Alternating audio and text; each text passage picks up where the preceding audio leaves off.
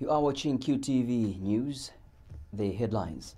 The UK government has confirmed the suspension of direct financial aid to the Zambian government over concerns about corruption. US Ambassador to Zambia Daniel Foot has challenged law enforcement agencies to bring to book all those cited for corruption. A 25-year-old man has been crushed to death by a moving Livingstone-bound train. In our news in detail, the UK government has frozen direct financial aid to the Zambian government over concerns about corruption. The alleged multi-million-dollar fraud involves the creation of shell companies and the diversion of money meant for poorer families, the journal Africa Confidential reports. Ireland, Finland and Sweden have also suspended aid. The British High Commissioner to Zambia, Fergus Cochrane-Diet, confirmed the aid freeze in a tweet, saying that the UK government has a zero-tolerance approach to fraud and corruption. He has also indicated that there is an investigation into the alleged corruption and the government will decide on its next move once this has been completed. In a statement from Swedish government's aid agency SIDA said there had been strong suspicions of irregularities. It also said that Finland and Ireland had joined Sweden and the UK in the aid freeze. The alleged corruption has affected the country's health, education and local government ministries, African Confidential reports. It says that a report by Zambia's Auditor General highlighted that people in the Ministry of Education established a shell companies to divert funds. A scheme to provide poorer families with direct grants has also been affected as the money was used to buy expensive vehicles, Africa Confidential adds. The UK government has not confirmed the amount of aid that has been affected. The aid suspension comes as the country's debt levels are coming under increasing scrutiny. Meanwhile, Speaker of the National Assembly, Dr. Patrick Matibini, has advised Choma Central Member of Parliament, Cornelius Mwetwa, to lodge a written question so that the government can respond to his question on the suspension of aid to Zambia by the United Kingdom, citing corruption. This was after Mr. Mwetwa raised a point of order on the recent statement that the United Kingdom has suspended aid to Zambia due to rampant embezzlement and corruption activities in the government ministries. I have also been aware, Mr. Speaker, that in line with this step taken, certain donors had suspended funding to this government as early as January, February 2018. And a particular sector of interest, which has been a running point of singing praises about themselves, our colleagues in the PF, has been the social cash transfers, transforming lives of people. Even President Lungu came here on Friday, transforming people's lives. But since February, many parts of this country have not received such funding because the donors have withheld such funding due to abuse of the same. And now, at 13 hours, BBC News, there was an official notification of the withdrawal. That's where I got it serious, that the UK government has withdrawn funding due to corruption of PF in government ministries. Now, Mr. Speaker, that various government deliverables or services will be affected because the budgets that were set are not going to be met. Is this government of PF, in order to keep quiet and not address the nation and be able to tell the nation any measures they are taking in place in order to cushion this withdrawal of donor aid? Mr. Speaker, I need your serious view. Yes, we refer to, and as well as other sources that will gather information. I have a mechanism in my office to lodge a question. You have forward it to your colleagues and you respond to your queries. Who was on the floor? I have also United States Ambassador to Zambia Daniel Foot says law enforcement agencies should bring to book all those cited for corruption. Reacting to President Edgar Lungu's address during the official opening of the third session of the 12th National Assembly, where he indicated that fighting corruption is top in his administration's agenda, Mr. Foot says President Lungu has clearly shown his commitment towards the fight against corruption. He says it is therefore remaining up to the law enforcers to investigate and prosecute those that are engaging in corrupt activities regardless of their positions in government and their party affiliation. And the U.S. envoy has noted the expansion of the media to rural areas through digital television. Mr. Foot hopes that this will be followed by the enactment of Access to Information Bill. Well, thank you. I think the President clearly put forward his government's agenda for progress, and all areas are heartening. I was pleased to hear about the expansion of access to media into rural areas through satellite TV and digital purposes, and I hope that's accompanied by the passage soon of an access to information law and a newfound commitment to freedom of the press. The President also made a strong stance, took a strong stance on anti-corruption. And we hope to see real investigations and successful prosecutions of corrupt actors and officials, regardless of their level in the government and regardless of their party affiliation. A 25-year-old man identified as Ryan Kabanda has been crushed to death after throwing himself in front of a moving Livingstone-bound train.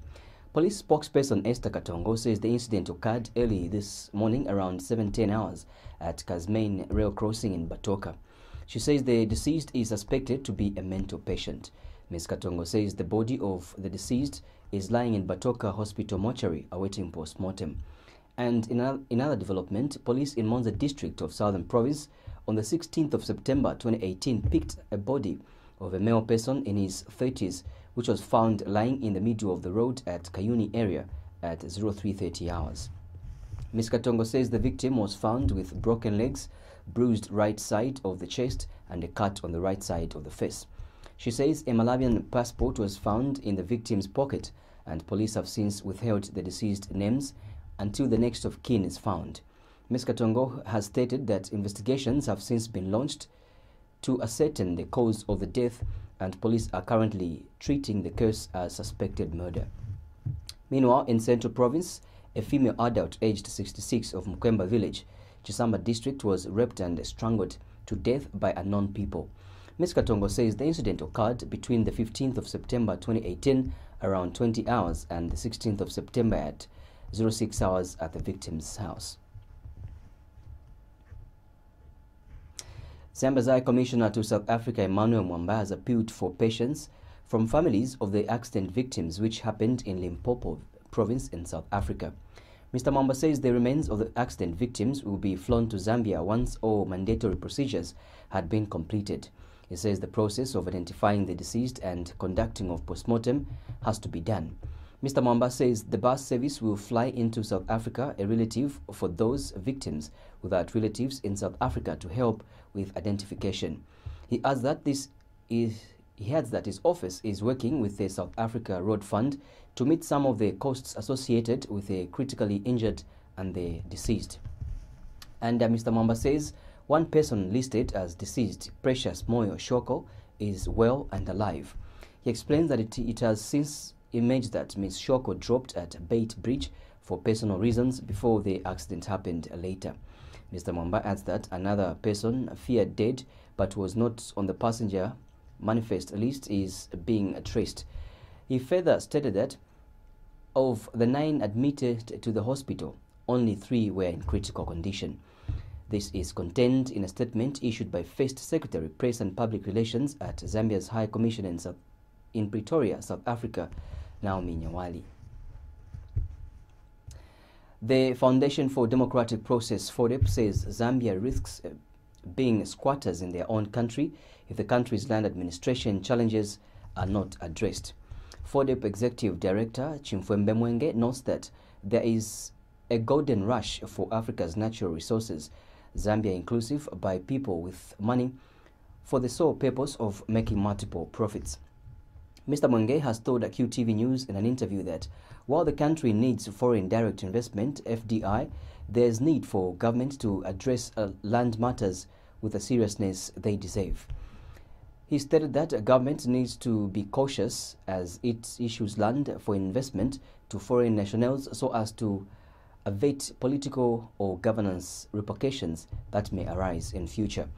The FODEP Executive Director has since advised government to ensure land is used in a manner that will be a blessing to the country and not a curse. Mr. Mwenge says the development of land as a resource should also ensure that all Zambians are involved. But I think there has to be a thorough thought in terms of how these resources are applied, in terms of how acquisition and respect to property rights are figured. You realize that in certain jurisdictions, much as people say it's a liberal capitalism, there is actually some restraint to it to ensure that the nationals are not left in the cold. And so if everyone is inward looking in their approach to governance, in their approach to how they exploit resources, Zambia should also take lessons and ensure that our people benefit first and ensure that these resources bring a blessing to our people and that we ensure that we secure the continuation of our generation. I think that's a counsel that therefore we say to our government that look at this matter with sensitivity, with consultation, but I think Lusaka District Commissioner Davis Mulenga has noted the need for intensified information, education and communication programs aimed at controlling epidemics in the district. Speaking when he officially opened a district epidemic prevention preparedness and management committee meeting, Captain Mulenga encouraged the committee members to share and discuss plans on how disease outbreaks such as cholera can be averted. Captain Mulenga, who is also chairperson of the committee, says the increase in non-bloody diarrhea that has been seen in the district recently is a wake-up call for all players to intensify preparedness activities. He notes the need for a smarter, better and coordinated epidemic preparedness and response team from all major players in the district. Captain Mulenga has since called on committee members who are drawn from various government departments and non-governmental organizations to intensify water and food quality monitoring, cholera sensitization and waste management in markets. Recently, we've seen an increase in non-blood diarrhea diseases as a district. This is a wake-up call for all stakeholders to intensify preparedness activities. We are all expected to ensure that we promote the following: water quality monitoring, food quality monitoring, inspections of food premises, promoting usage of chlorine and hand washing, cholera sensitization, waste management, market inspections, school health and inspections, Ebola awareness, constant supply of safe water, health promotion. Also need to intensify information, education and communication. This is as critical in prevention and control of outbreaks. In view of the above, we need a smarter, better, and a coordinated epidemic preparedness and response team from all major players in our district. Meanwhile, Lusaka District Health Director Dr. Kozia Ziambo says the District Health Office will remain vigilant in looking out for suspected cases of cholera and Ebola, considering the outbreak of the two diseases in neighboring DRC and Zimbabwe. We've got a very vigilant team there at the airport that are looking out for any international travelers coming out from Ebola-prone places. And then also we've got port health at Intercity as well, looking out for all those different travelers coming in from Congo, travelers coming in from Zimbabwe. And so we are actually on the ground and we're conducting sensitizations and also quick screening for any of those that are alarmed as coming, especially coming from Zimbabwe, where we know that there's cholera, and so we have got teams through the district health office in Chirundu that have actually stationed and positioned themselves to make sure that they are examining or screening any people that are suspected to have come from an area where there's a cholera outbreak as they come into Zambia. So we will continue as a district in terms of disease surveillance and prevention and health promotion activities.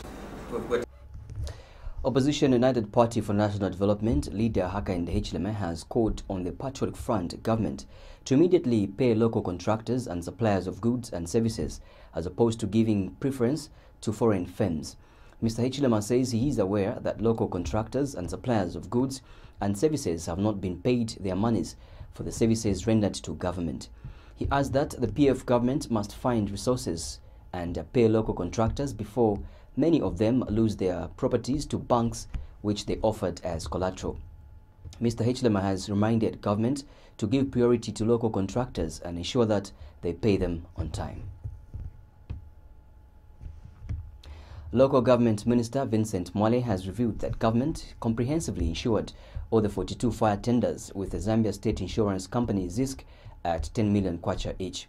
Responding to a question from Chipili Member of Parliament Joyce Chavi, who wanted to know whether the 42 fire tenders procured by the government at a total cost of $42 million were comprehensively insured, and if so, what the insured amount for each fire tender was, Mr. Mwale told Parliament that 3 out of the 42 fire tenders were involved in road traffic accidents.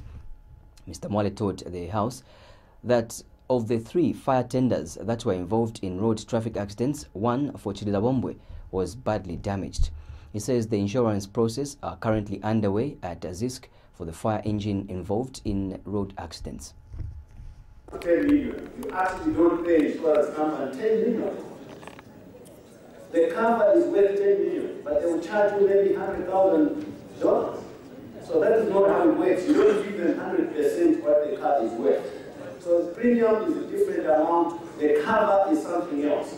So in this case, we are paying annual premium per truck of $154,000.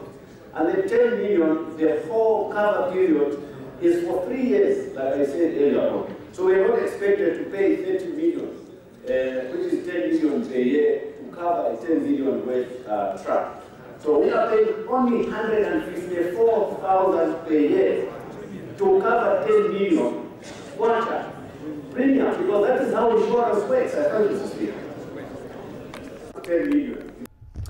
But the minister's response was not received well by both some ruling party and opposition members of parliament who felt the minister was contradicting himself with the figures.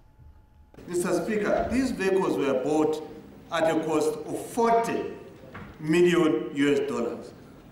May he tell us why these vehicles were not insured as per value of the fire tenders? Speaker, Honourable Minister, I was in this house last time when there was a question about why government had insured the fire tenders for $250,000 when they were bought for $1 million each. But they were told that these fire tenders are now insured for $10 million. I want clarification on that issue. Thank you. Honourable Minister of Global Government, I would like you to categorically clarify to the nation and to this House in terms of how much of the premium due has been paid to date and how much is outstanding. We want to know if the whole of that 10 million you're talking about has actually passed on to the insurance company as premium. I don't know. It is in public domain that you mentioned, you yourself and your government spokesperson and the other government ministers, last year, we are mentioning, telling the whole nation that these fire tenders were insured at $250,000. Today you have changed with impunity. But I'm not surprised, because that is typical of you, the PF. That is why we're going to pay politicians for this inconsistency. My question is, the fire tender was sent to Wahula, particularly in Mansi. quenched the fire on the Shoprite Mansa, and Shoprite Mansa was burnt to ashes. 1 month ago, a hotel called Rockfront, which is just along Sunshine Road, 5-10 meters away from the main road, was burnt to ashes because your fire tender failed to quench that hotel. What can you tell the people of Wakura and Mansa in particular? Should they continue appreciating the presence of a fire tender in their midst when it cannot quench any fire? Thank you so much. Mr. Speaker. Minister of Tourism and Arts Charles Banda says the ministry is ready to collaborate with the local and international stakeholders in a bid to enhance investment in the tourism sector, which in turn can help create employment for the locals. Mr. Banda says the tourism sector can help boost the country's revenue and also help create employment through appropriate investment. Speaking when Czech Republic Minister of Defense Pavel Beran called on him in Lusaka, Mr. Banda, however, expressed concern that the levels of poaching are on the rise. Mr. Banda says the ministry is lacking firearms to fight poaching, thus the need to partner with other countries that can come on board and help the country address poaching.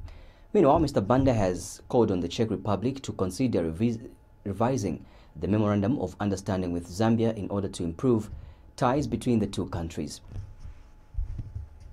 Yes. Why do we need the firearms? We need the firearms because our colleagues, the poachers, have become very, very, very sophisticated, and we need to be ahead of them. And it is in that area that we in Zambia have decided to partner with the Zambia, Army, Zambia Air Force, to ensure that we come up with a stronger team together, the national parks and the military, in order for us to combat the vice very, very effectively. The trade has become very sophisticated, and we have to be very sophisticated. And that's the area we definitely need to cooperate on. We have, in a smaller scale, in the past, procured ammunition from your country, and I think we should go further than that to ensure that it's both ammunition and firearms. Yes. Why? And the Czech Republic Minister of Defense, Pavel Beran, says security is key in the tourism industry. Meanwhile, Mr. Pavel has described Zambia as one of the safest countries in Africa. Zambia is the most safest country in Africa, actually. It's very interesting, and you are lucky, because that's a key prerequisite for tourism. You cannot do any tourism business if people will be, let's say, if they will not be, let's say, feeling safe. Yeah. So you have safe country, you have beautiful nature, you know how to protect it, you focus on it. Yeah, you see that you understand that it's your primary focus. So I think it's a good foundation to grow economic significantly. But coming back to the common things between what we are representing, like a defense and your park, as Mr. Ambassador said, we brought several companies, but I would probably mention just one. It's a CZ company that is very, very long tradition, almost like 100 years tradition in the Czech Republic, which is a really trusted partner for the Czech government. And this company is producing rifles, pistols, assault rifles, etc., etc.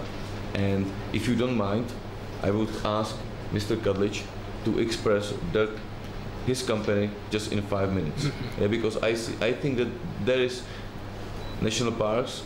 It's not only, let's say, how to treat it, how to, let's say, take care about it, but it's also about how to protect it. Zambia is the... Earlier, Czech Republic Ambassador to Zambia, Radek Rubs, noted that the tourism industry is crucial to Zambian development.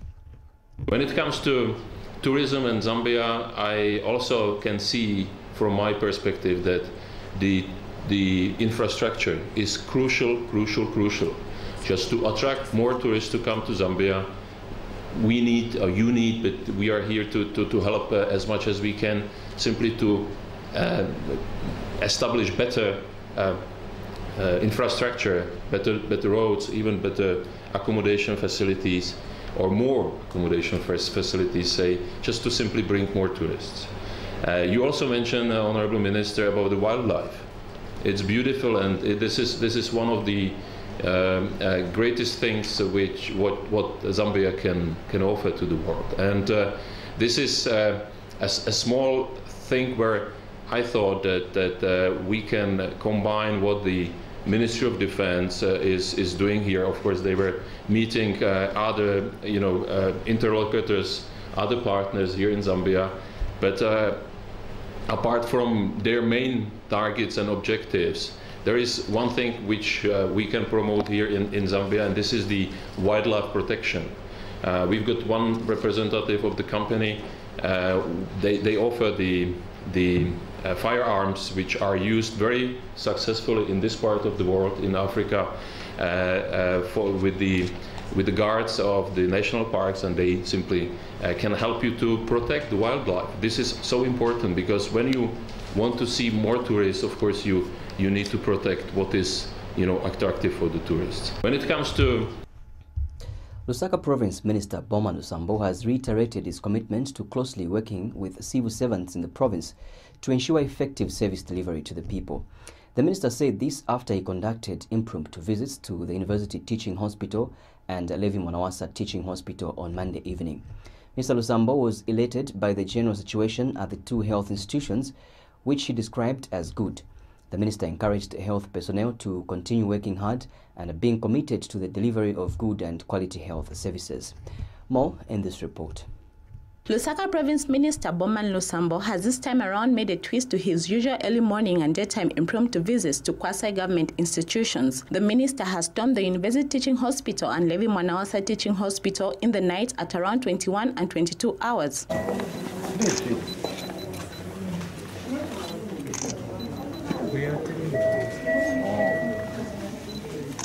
You don't need admission one. This is an emergency. The minister took time to briefly interact with patients and bedsiders at the two institutions. Oh, yeah. Oh, yes. This is me, a layman. I think I can feel that the temperature is high. Hi, how are you? Hi, thank you. How are you? I'm okay. All right. Good to see you. Good to see you. Boniface. Boniface, yes. First government hospital. Yes. Minister, working with you. Sure. Ensuring our families are doing a good job. We're happy to be on reception to see the good job that is being done. Thank you. Yeah. That's the thing which you want to get, especially that feedback. For us, we get excited. Hello. Mr. Lusambo was, however, impressed with the situation at Lusaka's two biggest health institutions and assured his commitment to closely work with the civil servants in Lusaka Province to ensure that members of the public receive effective service delivery. So the general situation, I think it's okay. The thing which we expected to see, we have found the opposite things. The reports which we have been receiving and the things which we have seen, I think the Ministry of Health, they are doing everything possible to make sure that they give a good service to our people, especially here in Lusaka province. The thing which we have seen, especially here at Levi, there's no congestion here because it's very quiet.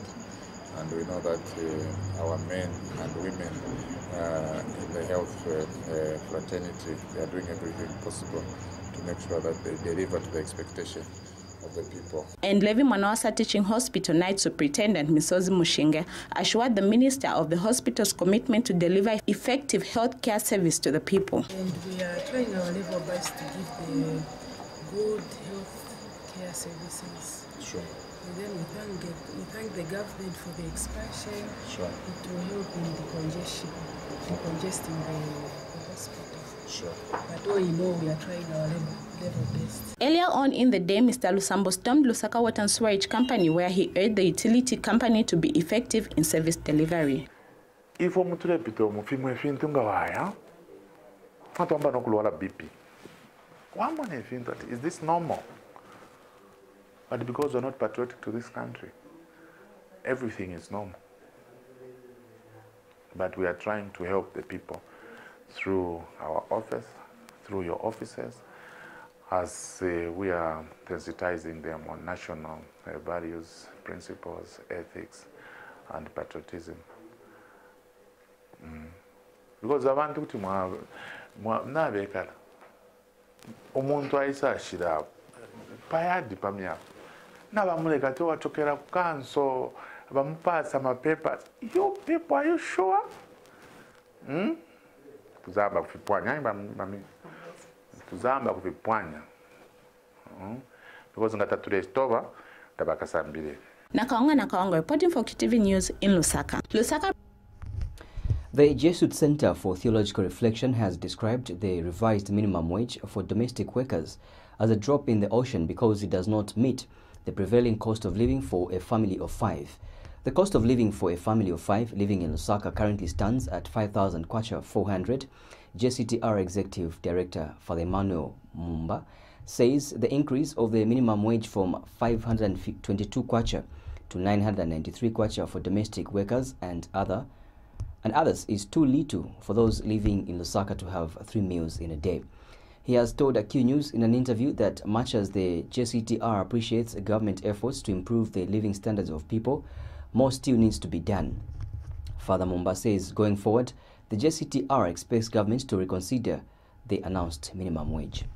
In terms of the current cost of living, what we're experiencing now, the increment is just like a drop in an ocean, because the current cost of living is far above what the domestic worker or what the shopkeeper gets. Okay? So for instance, now according to our findings at JCTR, the cost of living per month for a family of 5 in Lusaka stands at 5,402 kwacha. That is for the month of August. Okay? That is for a family of 5 to be able to buy essential commodities like mealie meal, be able to have some bread, be able to have some sugar, be able to have the basic 3 meals a day, and also to pay for water and for electricity. A family will need about 5,400. So as compared to this amount, you can say that 900 is too little, even if they have increased it. And 1,600 for a shop for an attendant is also too little, because they both fall far below the cost of living that we have today. Okay? So in as much as we applaud the government's listening ear and the government's will to raise the minimum wage to the levels they have done so far, we would like to remind the government that these levels are still far below the expected cost of living expenditure per month, which is 5,400. Okay? So it is a good idea, but it's still far below. In terms of the Lusaka City Council has procured 7 trucks at a cost of 14 million kwacha to be used in the control and monitoring of street vending. Lusaka Town Clerk Alex Mwansa says the trucks will be given to all 7 constituencies in Lusaka to be used by council and state police. Mr. Mwansa has explained that the council and state police will use the trucks, which are expected to be supplied for next week, to conduct patrols and confiscate ferry goods confiscated from vendors during patrols. He has since stated that daily routine activities are ongoing to control street vending in the city. He has further stated that the council is aware that vendors have gone back to trade on some parts of the city, but the council will ensure to abate and control the situation. For control street vending, we understand that Lusaka is quite vast, so we've procured the 7 trucks. These will be given to council police and state police to use to monitor street vending in all the constituencies. So each constituency will be assigned 1 truck, and these trucks will be supplied next week. So in terms of street drainage clearing, we are using both franchise contractors, and we are falling back also on the World Development Fund, which is supervised by councillors. So that brings in the community engagement component. So the activities are ongoing, and we are doing them as a daily routine. Control. Hybrid Poultry says the poultry industry in Zambia has seen phenomenal growth in the recent years. Speaking during the launch of the Village Chicken Community Empowerment Scheme and the unveiling of the Hybrid Chicken Roundabout, it is new livery of the Hybrid Village Chicken in Lusaka, Hybrid Managing Director Maurice Howe says the scheme is meant to support and improve knowledge and skills in poultry rearing within the local community. Mr. Howe says the scheme will also increase income levels for the community farmers from the sale of meat and eggs, and thereby creating wealth for individual families. He adds that the scheme will be able to create jobs not only for men, but will also encourage women to get involved in the hybrid village chicken empowerment scheme. Cohesion through the passing on of poultry from community farmers to local consumers. Fifthly, to increase food security through the use of rich poultry manure used on farms to increase crop production. And lastly, and by no means least, job creation, not only for men, but most importantly, we want to encourage women to get involved into the hybrid village chicken empowerment scheme. The village chicken, as you can see, is critical to making this scheme work, both for the local community and the wider population at large. The village chicken is very much part of the Zambian way of life. A chicken that is reared for its meat and eaten in all parts of Zambia, whether it is for family gatherings or for social occasions with friends. It is also grown for its healthy egg production. Hybrid have therefore decided to introduce the hybrid village chicken to be an integral part of the community empowerment scheme, with a key focal point of the launch of the scheme through the unveiling of the famous chicken roundabout here in Lusaka, turning the historic white chicken into the hybrid village chicken, which we are proud to offer to all Zambians. Cohesion. And officiating at the same event, Lusaka Deputy Mayor Chilando Chitangala expressed happiness with the empowerment scheme as it will help empower more women and the youth. Ms. Chitangala has encouraged poultry farmers, especially the women and the youth, to take advantage of this opportunity. It's so good to hear that you are now also taking part in the empowerment of youth and the women. So because I have a passion for empowerment of women, and I just heard from your speech that you've been in Zambia for more than 57 years. That is much older than some of us. So we celebrate you. We celebrate hybrid, yes. And then it's so good to hear that you're all over Zambia. So it means that the women and the youth in this country can take part in this new free range, the village chicken scheme. So I hope that we'll use this opportunity to empower our youths and the women around the country. So for us here in Lusaka, I see some friends who are farmers. I will encourage that we come and support hybrid, like the way they've supported us as well, and also take the word outside. So we've known hybrid for many, many years, and we are happy, and we are also happy because you know that the Zambians love village chicken, so we really, really partake in it. It's so good to hear. And that's where we came to the end of the news, but before we go, here's a recapitulation of stories in the headlines. The UK government has confirmed the suspension of direct financial aid to the Zambian government over concerns about corruption. US Ambassador to Zambia Daniel Foot has challenged law enforcement agencies to bring to book all those cited for corruption. And a 25-year-old man has been crushed to death by a moving Livingston-bound train in Southern Province. Ends the news. Thank you so much for your time. Bye-bye. God bless.